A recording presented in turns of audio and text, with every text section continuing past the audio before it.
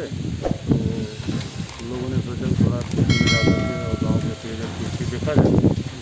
तो हम यहाँ से पहिल पार से घुसे हैं, पहिल पार महुरिया और आपका फिर सुरजाऊँ होकर के क्या मौके पर क्या पाया गया? भीर ग्राम पंचायत में कितने हैंडपम्प खराब में रुझाऊ अच्छी है, तो इसमें करीब 4 हैंडपम्प बंद हुए हैं, जिनके जल स्तर लोगों के बताने के हिसाब से 150 से 140 लीटर। उसमें एक हैंडपम्प ऐसा है जिसमें 120 वाटर लेंगे और उसको जो है कल पाइप बढ़वा चालू होगा। आज आप निरीक्षण में आए हैं, निरीक्षण के दौरान देखा गया कि काफ़ी संख्या में हैंडपम्प खराब पाया गया है, विशेषकर वाटर लेवल की समस्या बताई गई। हाँ, वाटर लेवल जैसे कि वाटर लेवल नीचे होने की वजह से पीएचई विभाग द्वारा क्या व्यवस्था की जाएगी लोगों को पानी पहुंचाने के लिए? अभी जैसे रुझाऊ में हमने देखा है राम कृपाल केवर के घर के पास में, उसमें 140 फीट के नीचे वाटर लेवल है। सरपंच से कहा है कि आप एक प्रस्ताव बना के दीजिए, तो हम जो है 3 से 4 दिन के अंदर एक सिंगल फेस का मोटर डाल देंगे, जिससे वहाँ के 300-400 आबादी को जो है पेयजल सुलभ हो जाए।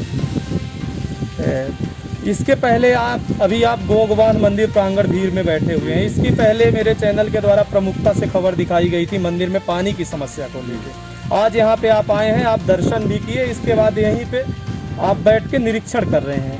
क्या माना जाए कि मंदिर परिसर का हैंडपम्प कब तक आप ठीक करवा पाएंगे? मंदिर परिसर में जो हैंडपम्प लगा हुआ है, इसका भी वाटर लेवल नीचे है, लगभग 100 फीट पाइप डली हुई है। हम प्रयास करेंगे इसमें 130 से 135 फीट पाइप करवा के उसको चालू कर देंगे, तो ये 3 दिन के अंदर ये काम हो जाएगा। आप जगह जगह जा रहे हैं, निरीक्षण कर रहे हैं। ऐसा देखा गया कि 2 दिन पहले 48 आवर्स की एक आरटीआई दायर की गई थी आरटीआई कार्यकर्ता शिवानंद द्विवेदी जी के द्वारा। आज उसी आरटीआई में आप निरीक्षण करने भी निकले हैं, तो कहाँ कहाँ तक आप जाएंगे, कहाँ कहाँ भ्रमण करेंगे? वो पंचायतें कौन? पहिल पार, महुरिया और भीर, ये तीसरी पंचायत है अपनी। इसके बाद अपन कुशहा जाएंगे, कोट जाएंगे और फिर वापस जो है एक पंचायत देखें बेला कमोद। बेला कमोद में जो हमको जानकारी मिली थी शिवानंद जी के द्वारा, तो उसमें हमने रिपेयरिंग का काम भी भेज दिया है, टीम आज काम करेंगे। सर जितनी जानकारी हमको सीएम हेल्पलाइन से मिल पाती है 186 से, उसको हम प्रयास करते हैं 3 से 5 दिन के अंदर हर हालत में सुधारें, और जो लोगों के द्वारा जानकारी दी जाती है उसको भी प्रयास करते हैं। परंतु ठेकेदारों के द्वारा जो है इतनी पर्याप्त साधन नहीं बनाए गए हैं। 3-4 एजेंसियां हैं, उसमें मतलब गाड़ी की व्यवस्था जो है, तो उससे जो है करीब 18 से 20 हैंडपम्प रोज बन पाते हैं, और करीब 8 से 10 सीएम हेल्पलाइन पर डे आ जाती है, और 8-10 जो है ऑफलाइन लोगों के द्वारा नोट करा दी है। तो हम ये समझ रहे हैं कि लगभग जितना हमको शिकायत रोज मिल रही है उतना हम बना रहे हैं किसी न किसी कार्नर में, और इतने बड़े ब्लॉक में कहीं न कहीं कार्नर में कुछ न कुछ हो जाती है। लोग ध्यान दिलाते हैं तो उसको भी हम बहुत। जिस प्रकार से आप बता रहे हैं सीएम हेल्पलाइन की शिकायत, ऑफलाइन शिकायत, इतनी शिकायतें हो जाती हैं कि पीएचई विभाग समय पे काम नहीं कर पा रहा है, ठेकेदारों के द्वारा काम ज़्यादा हो रहा है। इसके लिए आप क्या आगे अभियान चलाएंगे, किस प्रकार से लोगों की पानी वाली समस्या का हल निकालेंगे? को हमने अभी निर्देशित किया, आज ही निर्देशित किया है कि कल से जो है 2 गाड़ी और बढ़ा दीजिए, तो 1 हफ्ते 15 दिन के लिए 5 गाड़ी हो जाएंगी। तो हमारी जो है ये अभी जो त्यौहार की वजह से जो बहुत सारी शिकायतें पहले पड़ी, ये सब कवर हो जाएंगी, फिर आगे हमको कोई दिक्कत नहीं होगी। सर, ठेकेदार का नाम क्या है, कौन है, कहाँ के हैं ठेकेदार? ये शिव भोले गोल्ड कंस्ट्रक्शन कंपनी है, देवतालाब की है, ये पंचर हैं देवतालाब की। जी सर, आप सर क्या नाम लिखते हैं और आप किस पद पर पीएचई विभाग में पदस्थ हैं? तिवारी उपयंती करने आए हैं, साथ में पीएचई विभाग के अधिकारी उपयंती साहब भी उपस्थित हैं। क्या मामला था, कैसे आना हुआ? देखिए, ऐसा है कि एक आरटीआई का प्रावधान होता है, जैसे आप लोग आरटीआई लगाते हैं, तो आरटीआई में धारा 7(1) के तहत जीवन और स्वतंत्रता का इशू रहता है, जिसमें 48 आवर्स के अंतर्गत आप कोई भी जानकारी हासिल कर सकते हैं। तो इसके अंतर्गत जैसे पानी की समस्या हो गई, किसी को भोजन की समस्या हो गई, कोई किसी के जीवन संकट में है, ऐसी स्थिति में आप संबंधित विभाग से आरटीआई लगाकर 48 आवर्स के अंतर्गत जानकारी प्राप्त कर सकते हैं। हमने कुछ पंचायत का भ्रमण किया था, कुछ ग्रामीणों ने सूचना दी थी। ग्राम पंचायत बेला में है खांच गांव में काफ़ी समस्या लोगों ने बताई, हम वहाँ पे गए, वो मुद्दा भी आप लोगों ने मीडिया में उठाया था।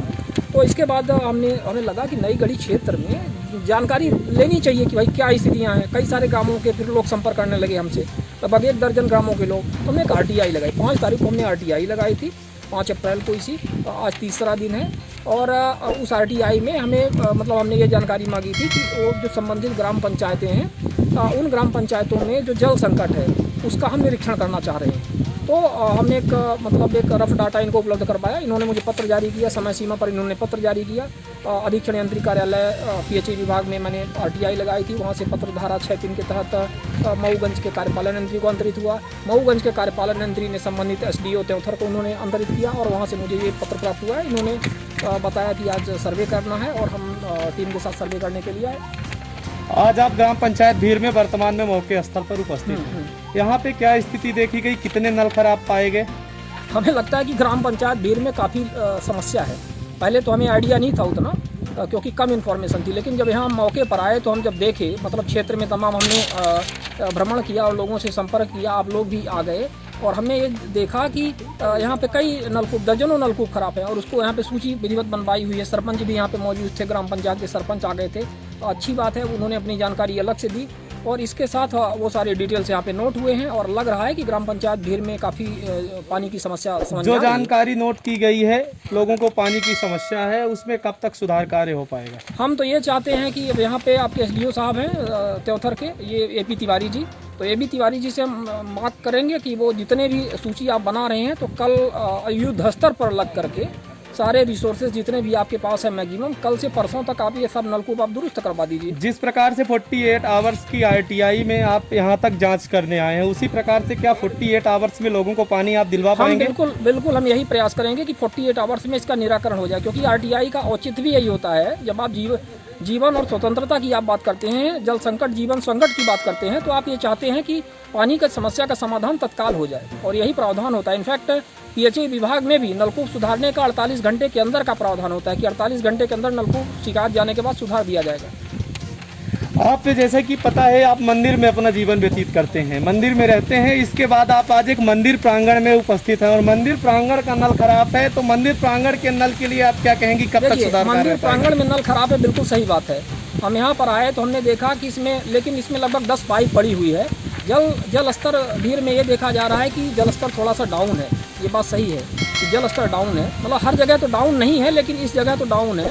और हमने ये इनसे मांग की हुई है कि इसमें आप जो एक पाइप होती है प्लास्टिक की पाइप, उसमें फुटबॉल बॉल डाल करके इस तरह से कुछ होता है, वो डाल करके थोड़ा सा हल्का हो जाएगा और प्रयास वो करें कि 140-50 फीट तक इसकी गहराई बढ़ा दें, मतलब पाइप को डाल दें, तो इससे क्या होगा कि 150 फीट तक का वो जल स्तर वो कवर कर लेगा। तो हम ये इनकी मांग किए हैं और जो साथ में तिवारी जी हैं उन्होंने इस बात को स्वीकार भी किया है, ये व्यवस्था करने के लिए उन्होंने कहा है। आगे आप इस अभियान को कहाँ तक ले जाएंगे? ये तो चलता रहेगा क्योंकि गर्मी आप समझ सकते हैं, भीषण गर्मी का टाइम है, क्षेत्र के लोग पानी से परेशान हैं। तो हम ये सोच रहे हैं कि सभी ब्लॉकों में इस तरह से निरीक्षण करके और विभाग के साथ में, विभाग भी साथ में रहे और